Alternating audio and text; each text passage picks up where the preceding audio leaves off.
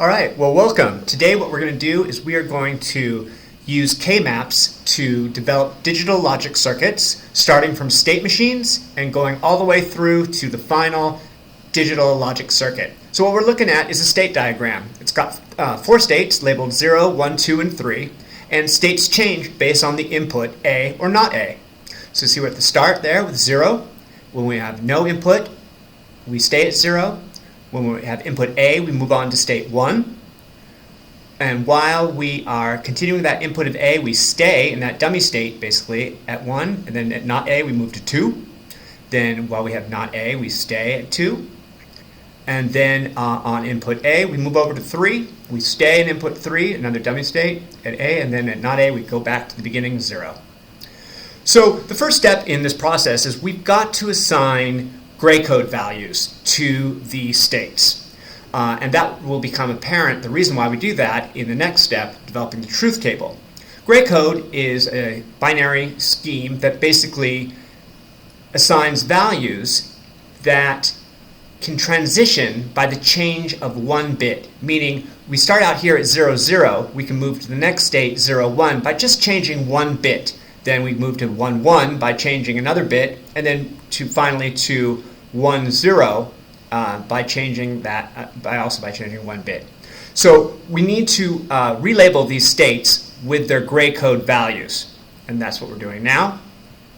These gray code values are arbitrary in the sense that you could put them in any position. But the important point is that since we have 4 states, we have to use 2-bit gray code scheme, because that would be the maximum. If we had a 5th state, we'd have to expand this to the 3-bit scheme.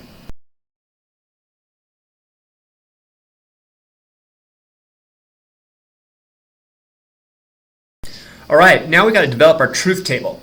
And we're going to fill the truth table in by basically looking at the different values from our state diagram. So we're going to call the current state that we're in current state, and we're going to represent that as C1 and C0, meaning that the most significant bit from our gray code is going to be C1, and the least significant bit of the gray code is going to be C0.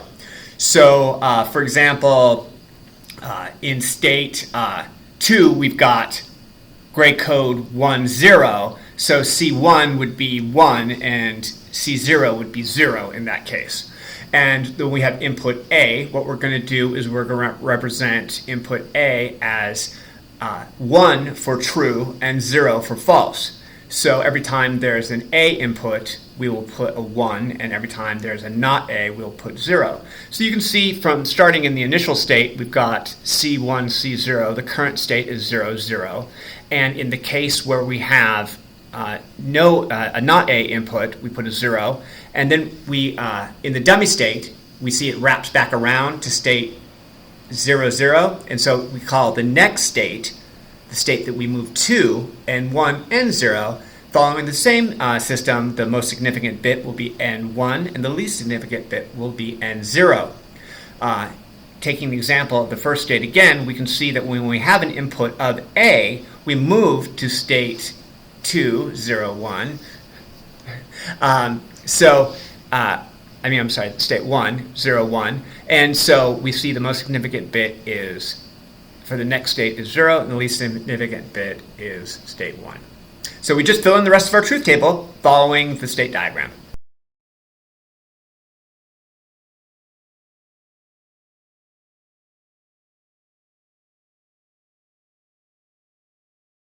All right, so we're going to do our first K-map. And the way we're going to do that is we're going to do it one variable at a time. And when I say variable, I mean we're talking about the next state variables, N1 and N0. If we had outputs to this state diagram, which we'll see in the next examples, we would also have variables for those outputs. But in this case, we don't have outputs to the states. We just have the actual next state values. So the first one we're going to be doing is N1. And so what you want to do is you want to use our gray code right now.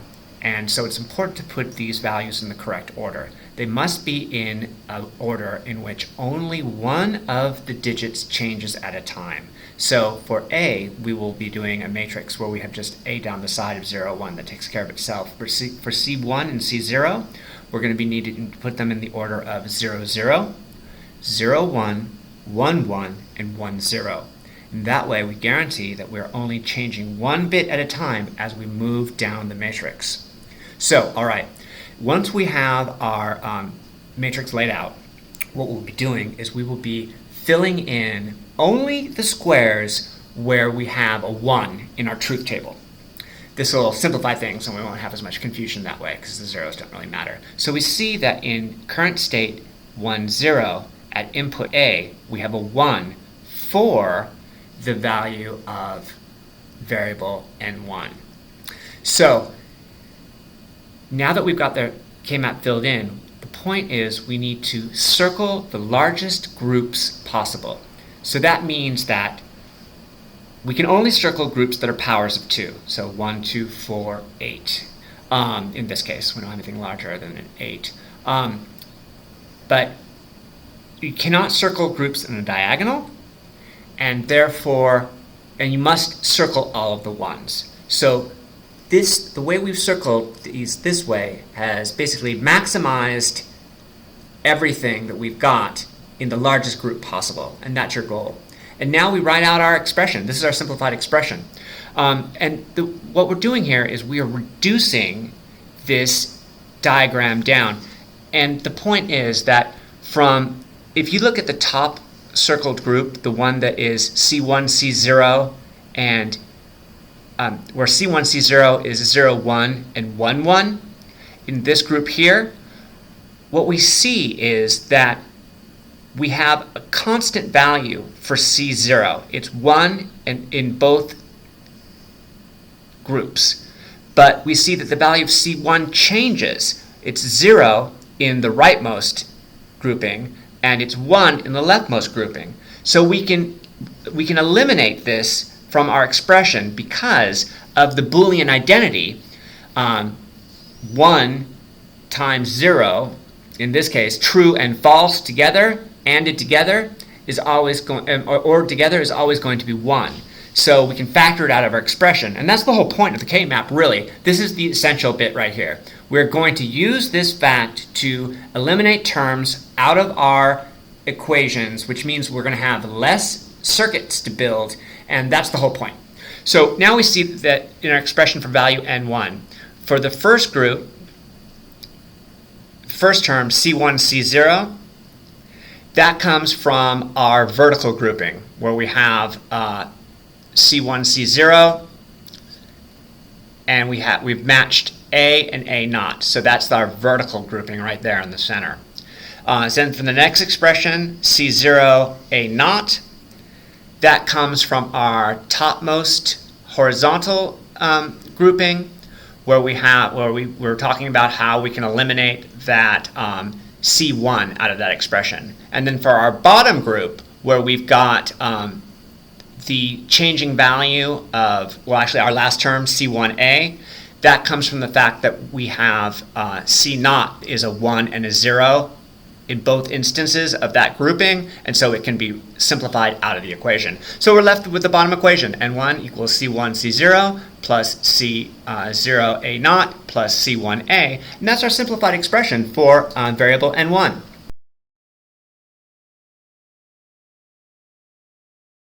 All right, so now we're going to do our second and last K-map for this problem. We're going to do the K-map for the variable n0. So this is next state 0, the least significant bit. We are going to set up our K-map in exactly the same way because we've got exactly the same variables. Current state 0, C1, C0, and then the input A, and 0 and 1. So basically we're going to follow the same scheme. We're going to fill this in. We're going to circle the largest contiguous groups, making sure that we are only circling groups that are powers of 2. So we can do 1, 2, 4, and 8. In this case, we're only going to have, we cannot do diagonals, but they can wrap around. That's an important point. Like if you had a 1 in the box C1, C0, A naught, and you had a 1 in box C1, C0, 0, 0, A naught, you could wrap them around and connect those groups. We don't have that in this case, but this pattern looks a lot like the one from the last time, just shifted over a little bit. And we're going to go ahead and write out this expression, taking advantage of the fact that we can remove terms that appear, opposite terms that appear in the same grouping could be simplified out. And here we have our expression. N1 is C1 not A plus C1 not C0 plus C0 A naught. And there we go.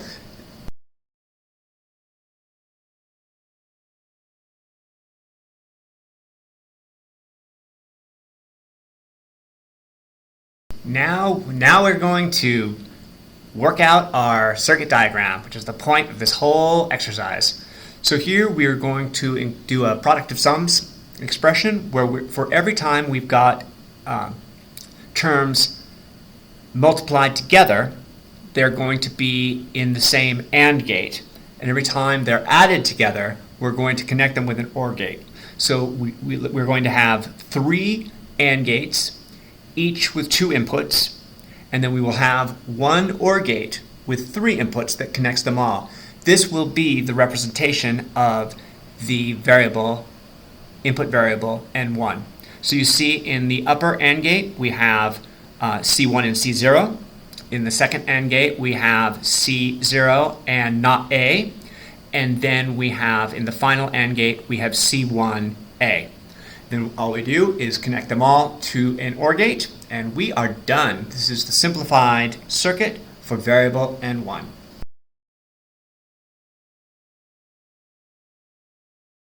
All right, this is the final variable for this circuit. It is the input variable for the next state, 0. And here is the product of sums expression that we calculated from our K-map. We've got, again, 3 terms, so we're going to need 3 AND gates and 1 OR gate. The AND gates will each have 2 inputs because each of the terms has 2 inputs, and the OR gate will have 3 inputs because there are 3 terms to connect. We have got, in the first AND gate, not C1, so C1 inverted. That's what that little circle into that AND gate represents. And we have A. So then in the second term, we have input not C1, C0. Again, we've got an inverter on C1. And then in the final term, we have got not C0 and not A. And then again, we see the inverter on the not A. Then all we have to do is wrap them all up in the OR gate with 3 inputs, and we have the completed circuit for N0.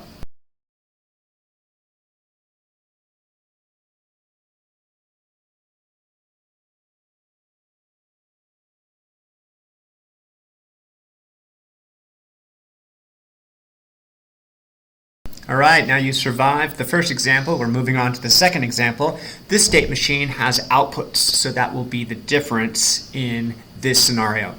Again, we have our gray-coded states, 0, 0, 0, 1, and 1, 0. We have inputs value A and not A. And in each of the states, we've got an output.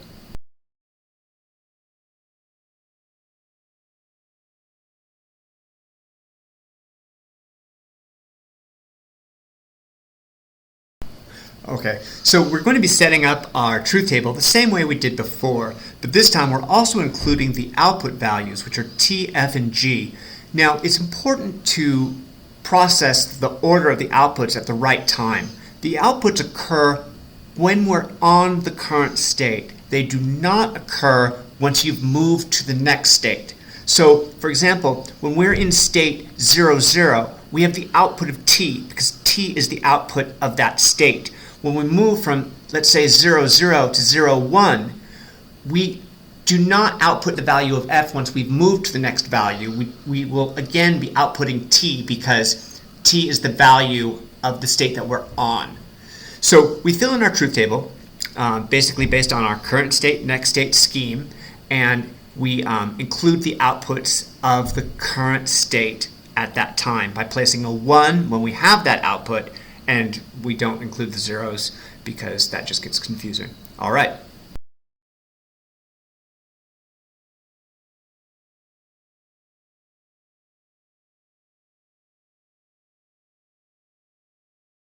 We're going to work on our first K-map now for input variable N1.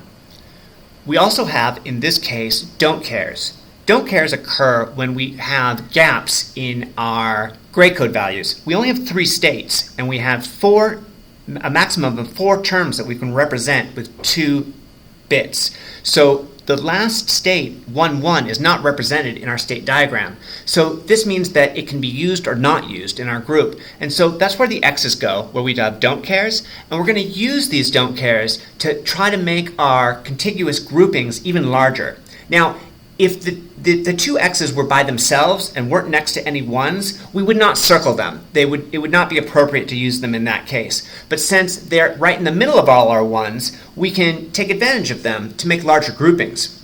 So in this case, we've got a grouping along the top horizontal, all 4. And now when we've got 4 terms, that means that we can reduce 2 of the terms. So we have 2 sets of opposites. We have an opposite in our farthest 2 terms, which are the with our don't care, C1, C0 with the X, and then the last term where C1 not C0. And we see the opposites there. We have C0 and not C0. That can be reduced. And then in the farthest left grouping of 2, part of that 4, we have opposites where we have not C0 and C0. So we see both of those terms are removed from our top grouping, which leaves us with just a not. And now we've got 4 in the center, and we can do the same thing. We can reduce 2 of our terms because we have 2 sets of opposites, which leaves us with only C0. So that's our reduced term. N1 equals not A and C0.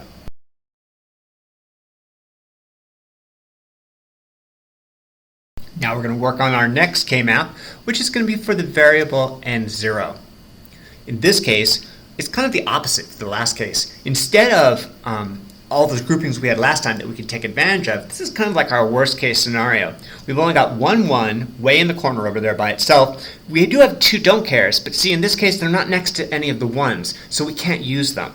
So we circle the 1, because that's our largest power of 2, and we can't reduce anything from it. So we just get the regular expression of not C1, not C0, A.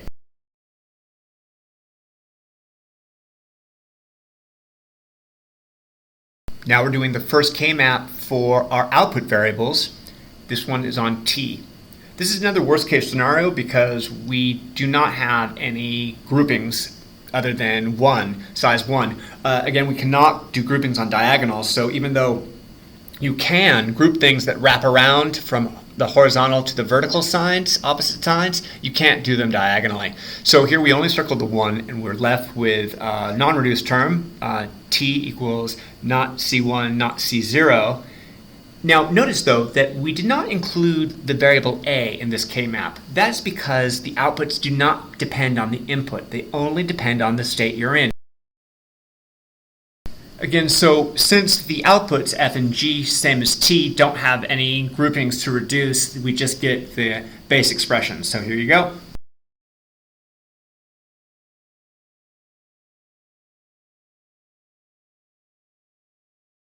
Now we're ready to put all of our hard work into practice and draw out the digital logic circuits for N0 and N1. Here we see that N0 has a 3 input AND gate, and it only had 1 term, so we don't need any OR gates for it. And then for N1, we've got 2 separate terms, individuals, and we've got A with an inverter and C not, and that just it needs a 2 input OR gate, and that completes the simplified version logic circuits for the next state N0 and N1.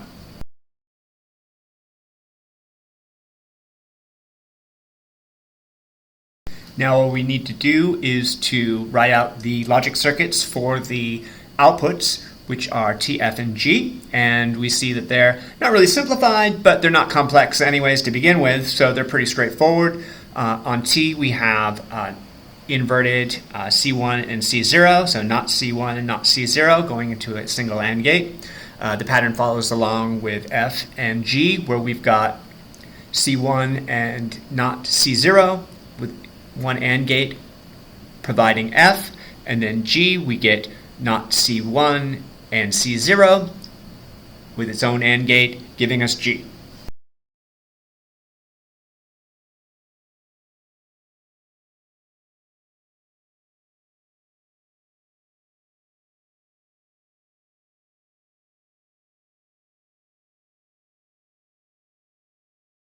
Now we've reached our final example. This is going to be a little bit more complex. Here we've got 7 states, and we've got one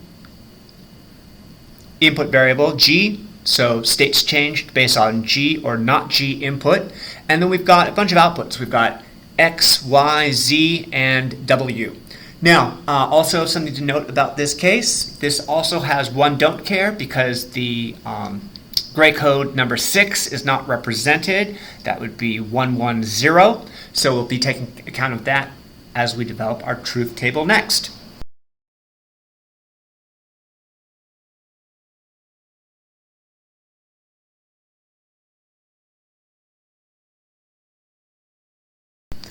Here's our truth table we're setting up now.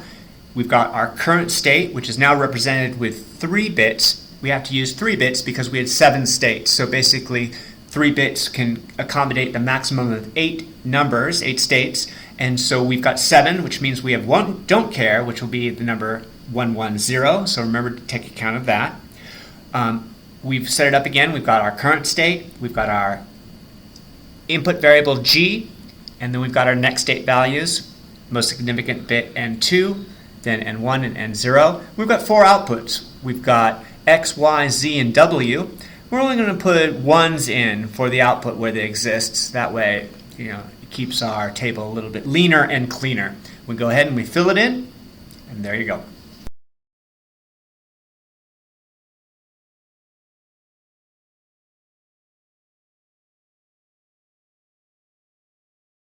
We set up our first truth table on variable N2. We see that we've got 2 groupings.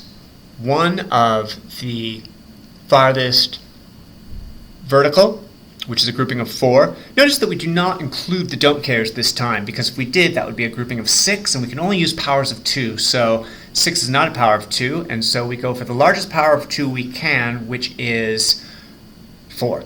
We'll be able to remove 2 terms from this group of 4, which we have the opposites. We have G and G naught for the top part of the vertical, and we have C naught, also opposites. As we go down, we can get those 2 groups of opposites, and they can both be reduced from that term, which will leave us with C2 and not C1. We see those are the consistent terms at the top of the vertical. And then we can remove 1 term from our grouping of 2 on the horizontal, which will leave us with not C2, C naught, and G. And that is our reduced Boolean expression. We move on now to our next K-map on variable N1. We see we can get another grouping of 4 down this vertical in the center. And we do not use the don't cares because, again, they do not allow us to do a larger grouping of a power of 2, so we have to leave them out. But we do get this little grouping on the bottom here that wraps around. So this is our first time we've actually used something that wraps around. So instead of circling these 2 bottom corners by themselves, we can wrap the far right over to the far left and make it a grouping of 2. Again, we don't overlap it, including the bottom vertical, because that would be 3, and again, 3 is not a power of 2, so we do not include it. So we end up with 2 groupings, 1 of 4 and 1 of 2. And they reduce down to the expression we have here. We have not C2, C1, which comes from our center vertical. And we see that we've got the only 2 consistent terms are the top 2, which would be not C2 and C1. And we have a representative opposites within the side terms with C naught and G, and so they can both be simplified out. And again, we simplify out from the bottom 2 ones that wrap around, we can get rid of C1. And there you go. Now we've got our last K-map for the next state terms and 0. And here we have got 3 groupings of 4. We're going to use one of the don't cares in the horizontal grouping towards the middle there. And we are able to reduce 2 terms out of each of the groupings, which gives us the expression there. We've simplified expression there at the bottom. Now all we need to do is knock out the K-maps for the output variables, which is x, y, z, and w. And we see we've got, again, with these output K-maps, we do not need to include the variable g because the outputs do not depend on the input that's transitioning the states. The output only depends on the current state that you're in. So we can do a 2x4 K-maps for each of these cases. So we go ahead and we write them out. We can see that in the case of x, we have 2 groupings because, again, we cannot circle a group of 3 because it's not a power of 2. Unfortunately, we cannot use the don't care in this case, so we're left with 2 groupings there that overlap. In the case of y, what we've got is we've got 1 term by itself up at the top, but we can use the don't care in this case, and in this case it wraps around, so we can simplify that expression accordingly. In z, what we've got is we've got kind of a worst case scenario. Since we've got a cluster of terms over in the right corner, we don't have like any powers of 2 larger than 2, so we've got to use the don't care. We circle the far vertical, then we circle the lower horizontal to the left, and then we have to wrap around this 1 on the right, which wraps around with the don't care. So we actually have 3 terms clustered there, and then the 1 all by itself, which doesn't get reduced over at the top there. So z is going to be our most complicated expression. And then w, conversely, is going to be our least complicated expression. We can use the don't care to include the 1 in a grouping of 2, which reduces to just the w is C2, C1. And there are our output simplified expressions.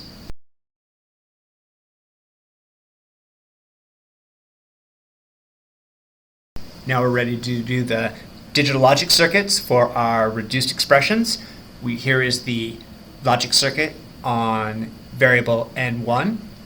We've got 3 terms where we've got 3 AND gates, and we'll have 1 OR gate with 3 inputs. Each of our AND gates has 2 inputs. We have C1, which is C0 inverted, and G for the first one, C2, which is inverted, and C1 for the second one, and C2 with C1 inverted for the third. Next, we use the simplified Boolean expression that we derived from our K-map to plot out the digital logic expression for variable n1. Here we've got 3 terms where we have 3 AND gates. They're again connected with a 3-input OR gate. And we've got C2 inverted C1 in our first AND gate, C2 inverted C0, G inverted for our second AND gate, and then C1 inverted C0, G inverted for our third AND gate. And here's our final next state variable, n2. Here we've only got 2 terms, and we have got a 2-input AND gate with C2 and inverted C1. Then we've got 3 terms in our next AND gate, inverted C2, C0, and G, and they are combined together with a 2-input OR gate, which gives us that expression. Now we're going to write out the digital logic circuits for the output variables. Here we've got X, where we've got 2 AND gates, because we have 2 terms. Both the far to the left are inverted, C2 and C1, and then for the right term, we've got inverted C2 and C0. They're connected with a 2-input OR gate, giving us X. For W, it's very simple. We've just got 1 term, which is C2 and C1 going to 1 AND gate, and that gives us W. Next, we complete the digital logic circuit for output variable Y. We've got 2 terms, so we've got 2 AND gates. First is 2 input with C2 and not C1. The second AND gate on the left side has 3 inputs, inverted C2, C1, and then C0, all going into a 2-input OR gate. And now is our final digital logic circuit for the output variable Z. For those of you who've stuck with this video till the bitter end, here we go. We've got 4 terms. The first AND gate on the far left has 3 inputs, inverted C2, C1, and C0. The second term has a 2-input AND gate with C2 and inverted C0. The second to the last term has a 2-input AND gate with C2 and C1. And the last term on the far right side has a 2-input AND gate with C1 and inverted C0, this time going into a 4-input OR gate, giving us the term for Z.